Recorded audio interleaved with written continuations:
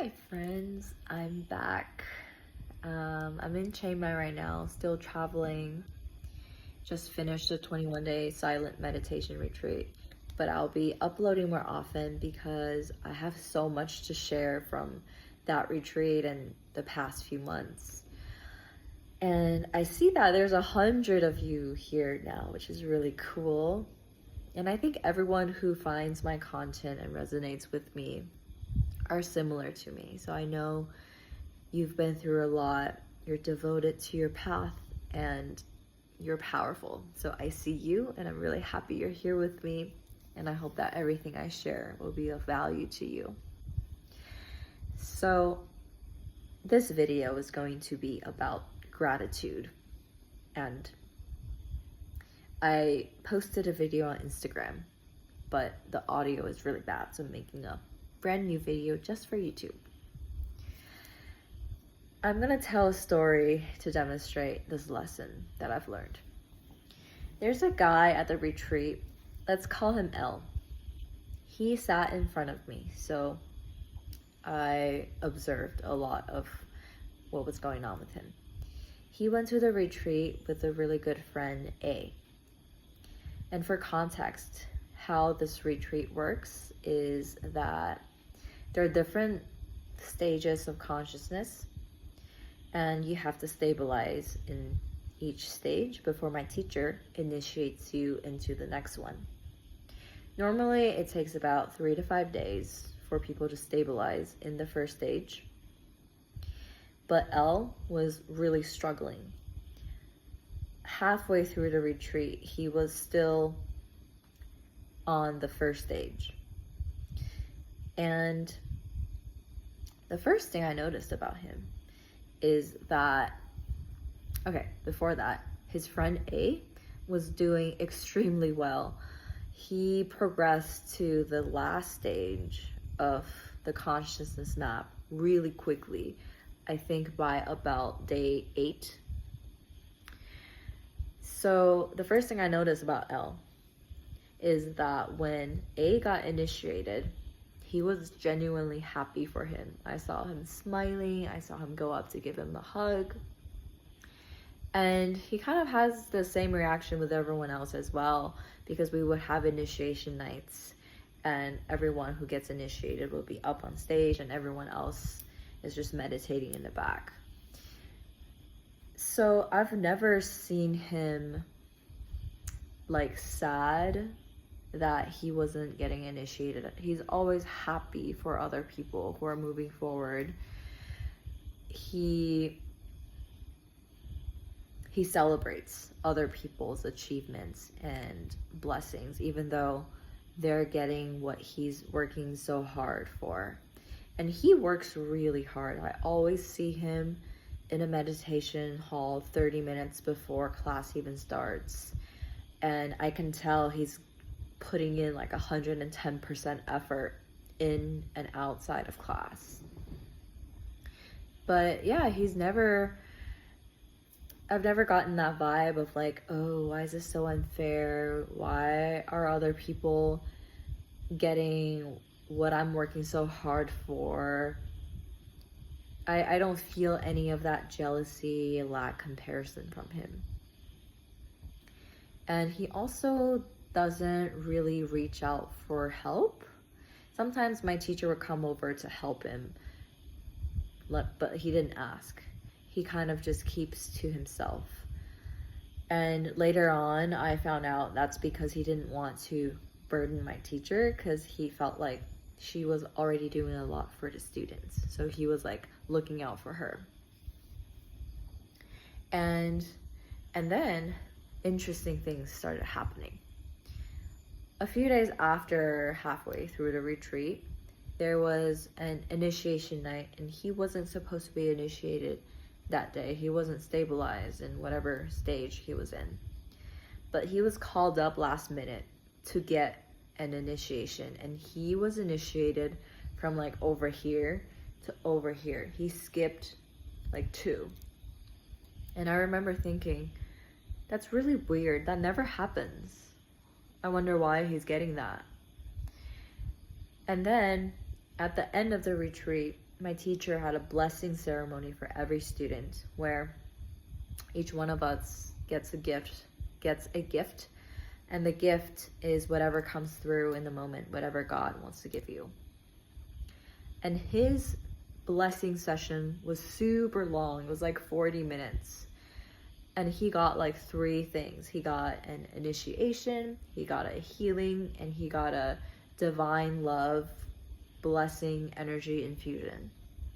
And I was like, wow, I've never seen my teacher give so much to someone. And I was even a little bit envious, like, oh, why did he get so many things? I only got 1. And after the retreat, because we weren't allowed to talk, after the retreat, he shared with us that when he first went up and sat in front of my teacher for the blessing, she just looked at him for 10 minutes. And at some point, he thought, okay, maybe this eye contact is my gift. And he was perfectly content with that because he felt like she's already helped him so much. And he is just grateful to be there. He's grateful that she is his teacher and that he gets to practice this teaching and this technique. And he really didn't want to ask anything from her.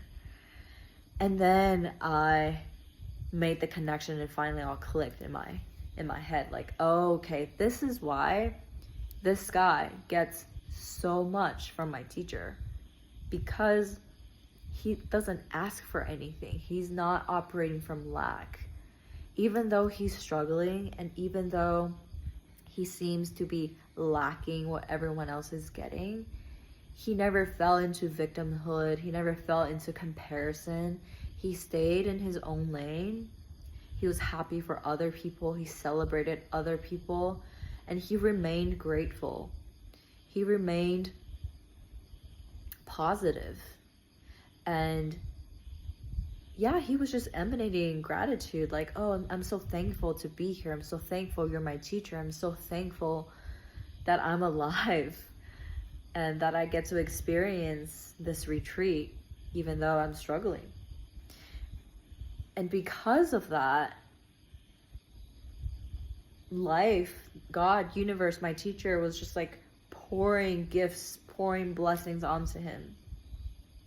And you know, there's a Bible verse that goes something like, whoever has, more will be given to them, and they will have in an abundance. And whoever doesn't have, everything will be taken away from them. I'm probably butchering this. It's from the book of Matthew, but you get the point. And this is exactly how it works. Because he was in that state of gratitude, of not needing anything, of fullness, life reflected more of that back to him, and he got so much. Whereas I noticed this in my life, people who are really stuck in victimhood and they're always complaining about what's going wrong, what they're lacking, how life has been unfair to them, how everyone else has it so easy, and they kind of dismiss like everyone else's journey too, of like, oh, like I have it the worst, like no one suffers like I do. You know, it's just like really deep victimhood and really deep lack. When they're stuck in that, it seems like nothing ever works out for them. They keep running into obstacles and challenges, and life just keeps taking away. And it's not that life hates them or, you know, God is abandoning them. It's just how reality works, and life is trying to show you your inner state. And sometimes it takes humility to really look at yourself and be like, okay, am I being an entitled brat? Am I being ungrateful and just ignoring all of the blessings I have in my life? Because you'll realize you wouldn't be here right now if countless people, places, things, God didn't line up to help you get here. How many moments have you had where, you know, you read the perfect thing in a book that helped you, or someone says something to you that made it click, or you had this opportunity show up, or, you know, just like these little things in life where when you look back and you realize, wow, it's God's been helping me, God's been guiding me.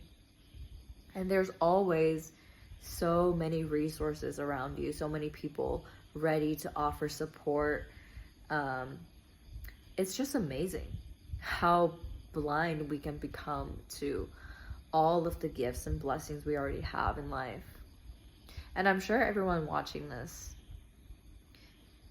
you are privileged in some way, right? Like you have internet, you have a phone or a laptop, you can access YouTube, you have, you know, the time to watch, you have eyes, you have hearing abilities, you know, like it's the simple things.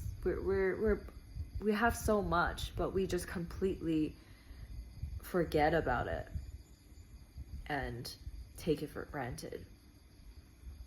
And no judgment here, because I've been there. And the reason why this whole thing made me reflect so deeply is because I had a very similar experience to this guy L, my first meditation retreat. I was stuck in the first stage for even longer, and I think now I know why. I was stuck and I completely fell into victimhood. Every day I was depressed and I was looking at other people get initiated and I was feeling so jealous, like, oh, I wish that was me. Why is this so unfair that I'm putting in the same amount of effort, but they're getting it and I'm not getting it? God hates me. Life is abandoning me. My teacher's not paying attention to me. And you know, it didn't even cross my mind that, like, oh, my teacher is so busy with like 60 students. Maybe she's tired. Maybe she doesn't have time. All I thought about was myself. So I was like, oh, why didn't she help me? Why didn't she answer my question? And I felt kind of bitter about it. Like I wanted more. I wanted more of her attention, more of her energy, more help. Whereas for him, he was like, oh, I don't want to burden her. Like it's honestly amazing. Like this guy is incredible. I have a lot to learn from him. So yeah, I really fell into victimhood and lack. And now looking back, I'm like, yeah, I was really stuck in that story, but in reality, there was a lot to be grateful for. Like my teacher really helped me a lot, and I got a lot of support from other students. And even though it was difficult for me, I learned so much from it. And now I see all of that and I feel the gratitude. And it took some humility on my part too, because I used to think that, oh, what you mean I'm ungrateful? I think I'm pretty grateful, but my gratitude is so conditional. I was waiting to be grateful after life has given me something I wanted or after I've succeeded. But I think real gratitude is unconditional. It's a way of being.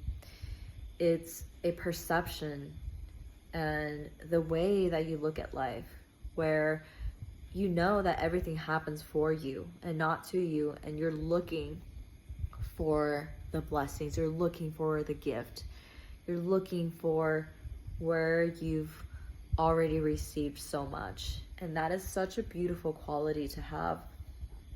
And I see it in that guy. It's like he's just emanating gratitude. And I think everyone who meets someone like that and who senses that energy just wants to give. Like who doesn't want to give to someone who's grateful? You know, it just makes you want to give to them more. So it's really powerful. Really, really powerful. So yeah, that's what I wanted to share. I would love to hear what your experience has been about this. Do you notice that people who are grateful receive so much and people who complain get nothing?